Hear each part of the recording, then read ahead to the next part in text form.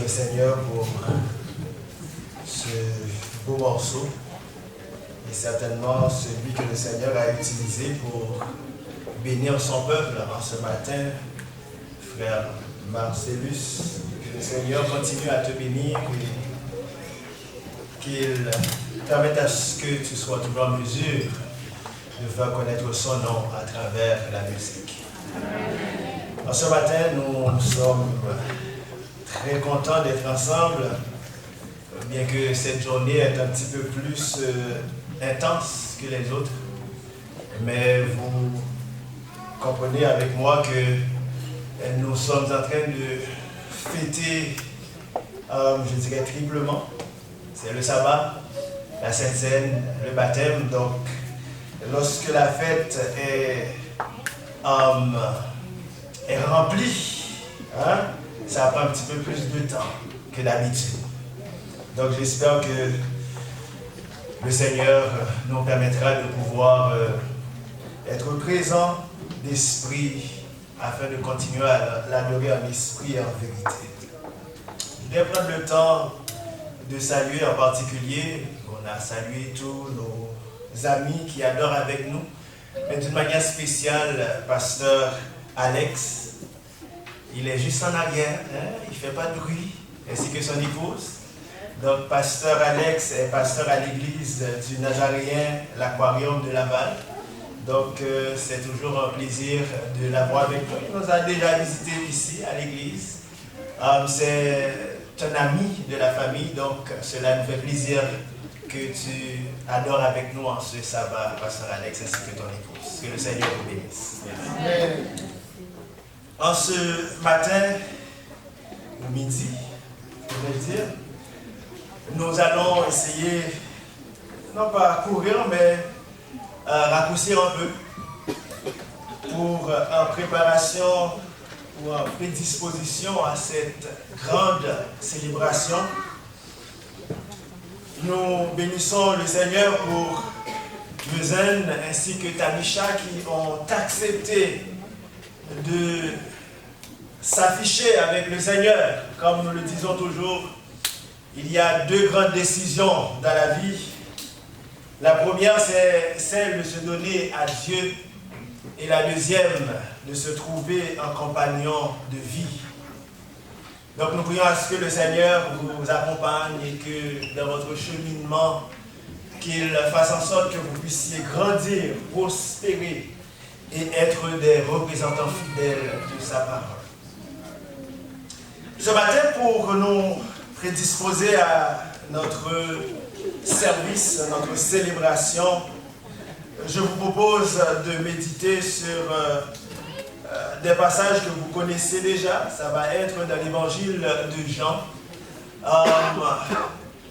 Nous débuterons avec le chapitre 3 et terminerons avec le chapitre 4. Mais ne vous inquiétez pas, on ne va pas lire tous les deux chapitres. Nous prions le Seigneur. Père Saint, en ce moment, nous sommes sûrs que tu es parmi nous. Merci du fait que depuis ce matin, à l'école du sabbat, jusqu'à ce moment-ci, tu es présent. Continue à te manifester et permets, oh Dieu, à ce que nos cœurs puissent être touchés de ta présence, transformés par ta puissance. En Jésus-Christ, nous te supplions. Amen. Au chapitre 3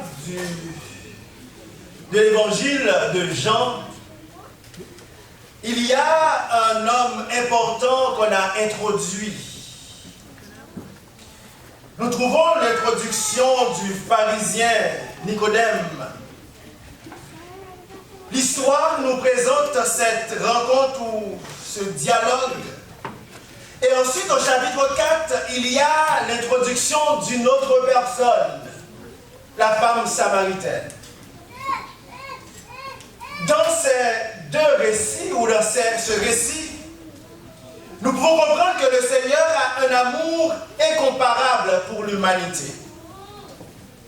Il n'a pas de préjugés. Il ne fait point d'acception de personne, comme a dit Pierre en Acte 10, verset 34.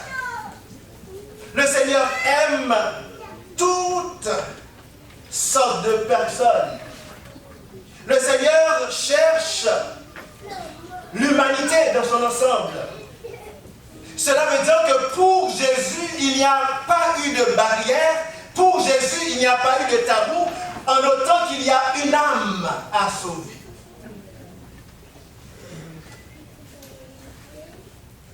Deux personnes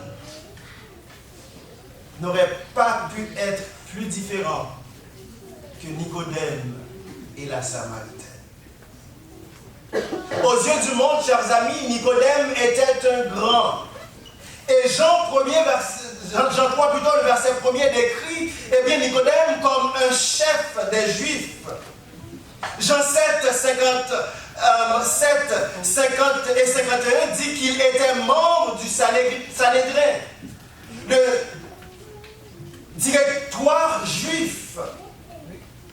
À l'époque, chers amis de Christ, la nation juive jouissait d'une certaine autonomie sous l'autorité romaine et le grand Sanhédrin de Jérusalem était la cour d'appel pour toute affaire relative à la loi et à la religion juive. Il s'agit du tribunal qui a condamné Jésus.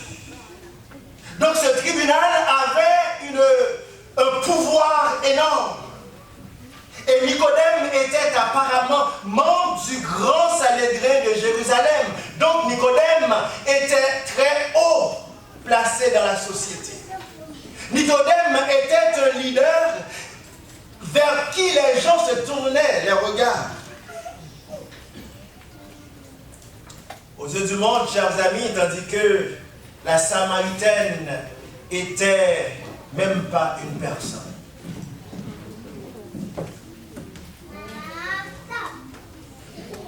Bien-aimés, aux yeux de la société, Nicodème était quelqu'un, un pharisien, un grand. Et la Samaritaine était même pas une personne.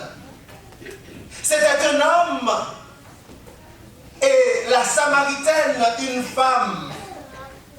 Nicodème était orthodoxe, juif, et la femme samaritaine était hétérodoxe, samaritaine. Il était moral et elle était immorale. C'était un érudit et elle n'était pas instruite. C'était un homme d'église et elle était une femme du monde. Il y avait là deux extrémités dans ce récit. D'un côté, celui qui était haut placé et de l'autre côté, celle qui était en train d'être piétinée. Mais aux yeux de Dieu, ce qu'ils avaient en commun était beaucoup plus important de leurs différences. Les deux avaient un besoin en commun. Ils pensaient tous les deux qu'ils étaient bien spirituellement. Mais ils étaient à la fois spirituellement morts et aveuglés, perdus. Par conséquent, ils avaient tous deux besoins du Sauveur, celui qui est venu pour mourir et donner le salut. Si je devais donner un titre à ce message, je dirais le salut pour tous. Ils étaient tous les deux aimés de Dieu.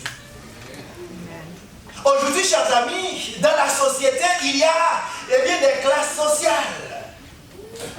Je ne peux pas me tenir avec ces genres de personnes parce qu'ils ont des rangs sociaux plus élevés que moi. Je ne peux pas me tenir avec ces genres de personnes parce qu'ils sont trop bas que moi. Je ne peux pas m'asseoir parmi ces personnes-là. Ce sont des intellectuels. Moi, je suis un ignorant. Ces classes existent encore aujourd'hui. Et parfois, il y a des gens qui cherchent à connaître le Seigneur, mais à cause des rangs sociaux, nous les négligeons. Que ce soit en disant qu'ils n'ont pas besoin de Jésus parce que tout va bien pour eux. Ils n'ont besoin de rien. Ou encore de dire que ces personnes-là, ils ont tellement besoin pas d'oreille pour entendre parler de Jésus. Il y a des tabous dans notre société, il y a des tabous dans notre vie qui nous empêchent d'atteindre ceux qui veulent réellement rencontrer Jésus. Il y a des gens qui attendent seulement qu'on partage l'expérience avec eux. Mais à cause des limites, l'évangile ne peut pas toucher tout le monde. Pour Jésus, c'était différent. C'est pour cette raison, après que Jésus eut passé quelque temps avec Nicodème à Jérusalem, et lui eut dit, car Dieu a tant aimé le monde qu'il a donné son Fils unique afin que quiconque croit en lui ne périsse point, mais qu'il ait la vie éternelle.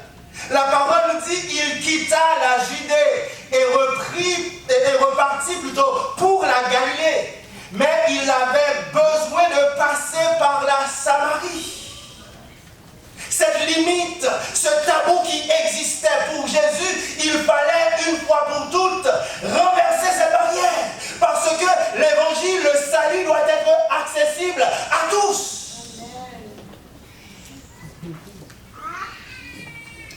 Pourquoi il a décidé de renverser cette barrière? C'est parce que il était venu afin que quiconque croit en lui ne périsse point, mais qu'il ait la vie éternelle.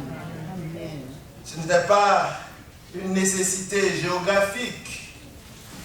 La plupart des Juifs sont allés de l'est du Jourdain plutôt, par la Pérée parce qu'ils ne voulaient pas avoir de contact avec les Samaritains.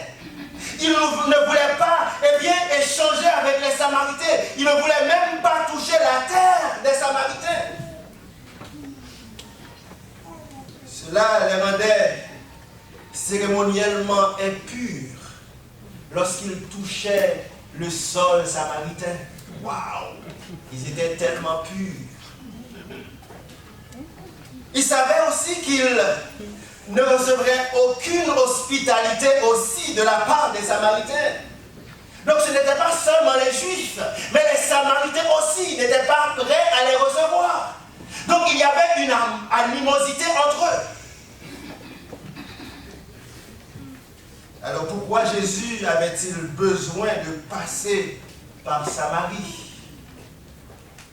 La réponse est simple, c'est parce que c'était une nécessité morale, une nécessité spirituelle. Il voulait aimer même ceux qui étaient considérés comme ne pas être des humains. Parce que Jésus-Christ était venu pour sauver ceux qui étaient perdus, incluant les Juifs. Il a eu un ministère actif auprès des Juifs. Et en même temps, il y avait ce groupe qui était négligé. Il fallait qu'il aille aussi les trouver et apporter le salut. La mort de Jésus va chercher les deux pour devenir un. Aujourd'hui, tandis que nous nous préparons à participer à ce service de Sainte Seine, es-tu d'un côté? Vous savez, à chaque fois que je lis ce récit, cela me revient toujours, cette question qui m'a été posée. Es-tu conservateur ou libéral? Aujourd'hui, la question vous est posée. Es-tu conservateur ou libéral? Le Seigneur m'a inspiré ma réponse. Je ne suis ni conservateur, ni libéral, mais enfant de Dieu. Amen. Aujourd'hui, il y a tant de tensions au sein du peuple de Dieu parce qu'on ne sait où est-ce qu'on se trouve. Mais le Seigneur nous dit, pour lui, le plus important, c'est cette relation personnelle. Amen. As-tu une relation personnelle avec le Seigneur? Les Samaritains étaient des descendants des mariages mixtes entre les Assyriens et les Juifs après la captivité assyrienne. Donc, quelque part, ils partageaient le sang. C'est pour cette raison que le Seigneur nous dit, lorsque tu es à moi, je ne veux pas d'autres personnes. Je veux être moi-même seul dans ta vie. Ce que ça a fait, ils étaient des cousins, mais ils ne pouvaient pas se sentir.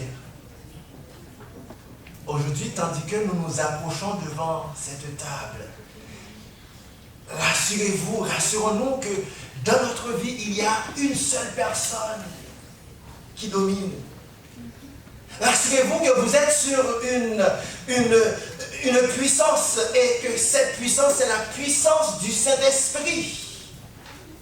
Nous ne pouvons pas être à l'intérieur et à l'extérieur en même temps.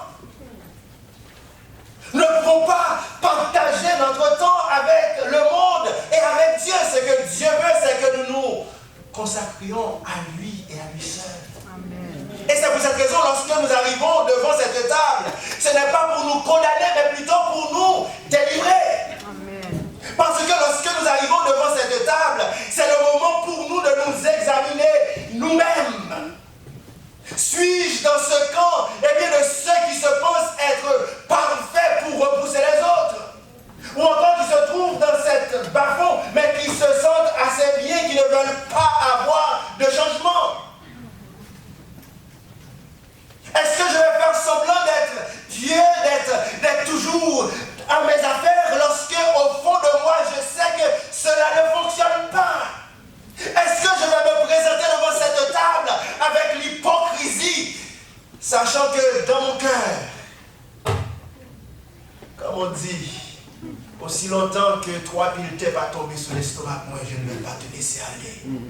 Aussi longtemps que je ne me trouve pas dans la tombe, tu vas rester encore dans mon cœur. Bien-aimé, on dit souvent que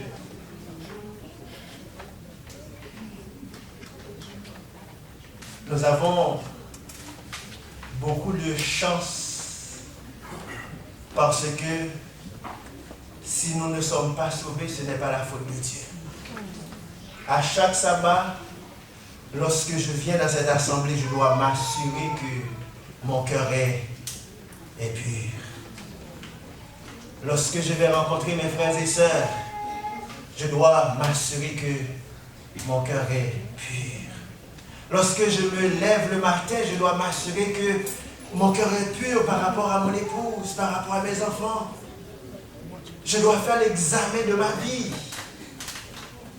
Parce que le Seigneur Jésus n'est pas venu pour nous condamner, mais il est venu pour nous délivrer. Sa première venue, chers amis, c'était de ramener les deux côtés à devenir un seul en lui. Que l'on soit juif ou samaritain, Jésus est venu pour nous donner le salut. Donc le salut est accessible à tous parce qu'il ne fait d'acception à personne, de personne.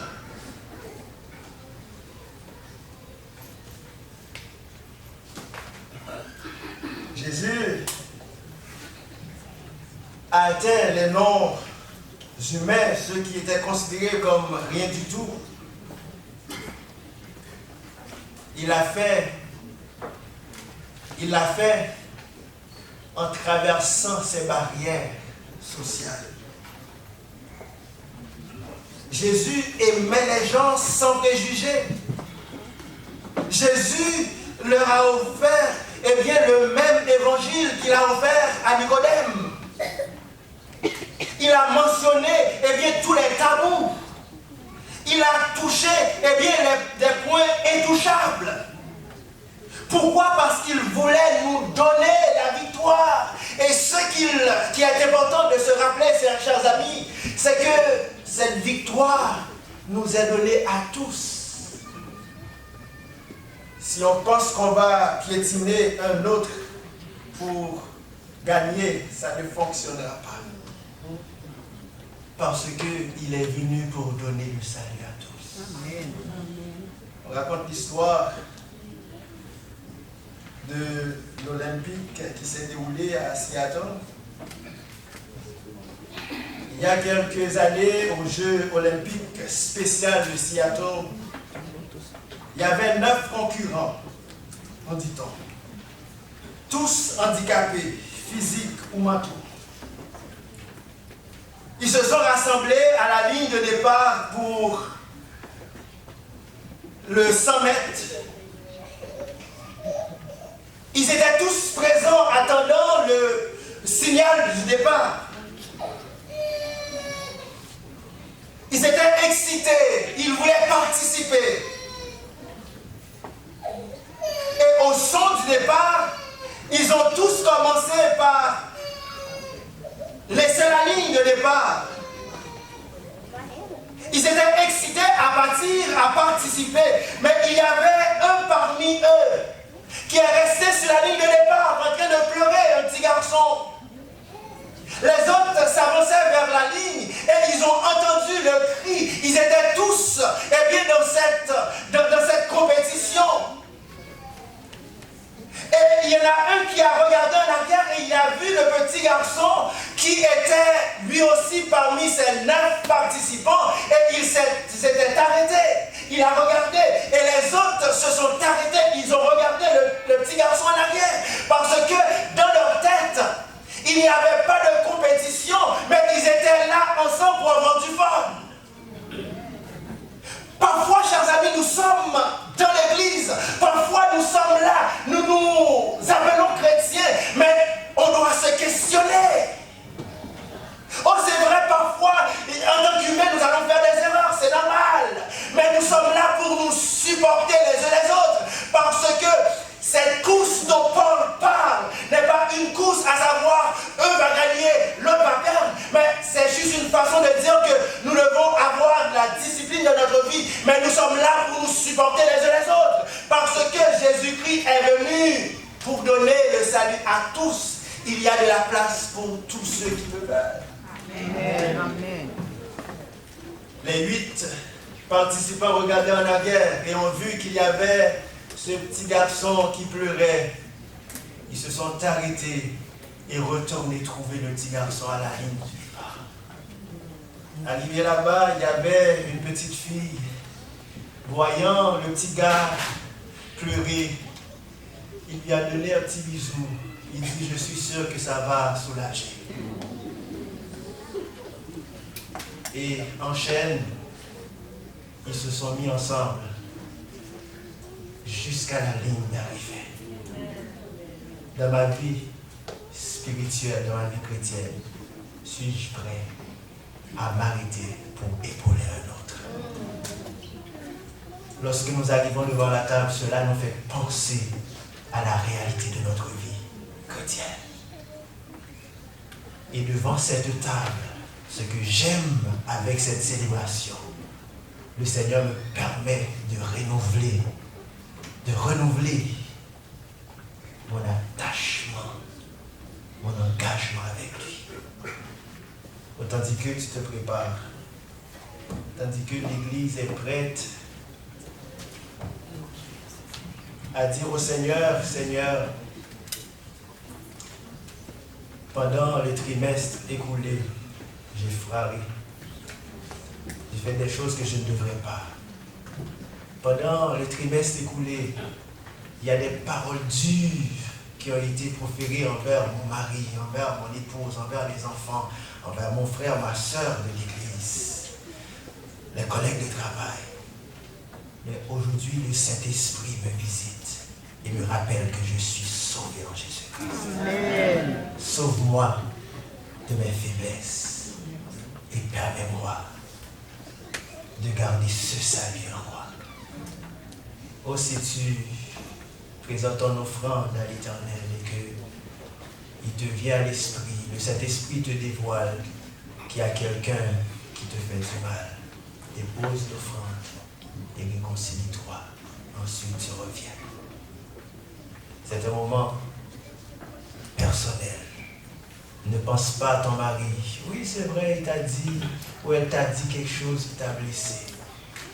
Mais c'est à toi, ta vie.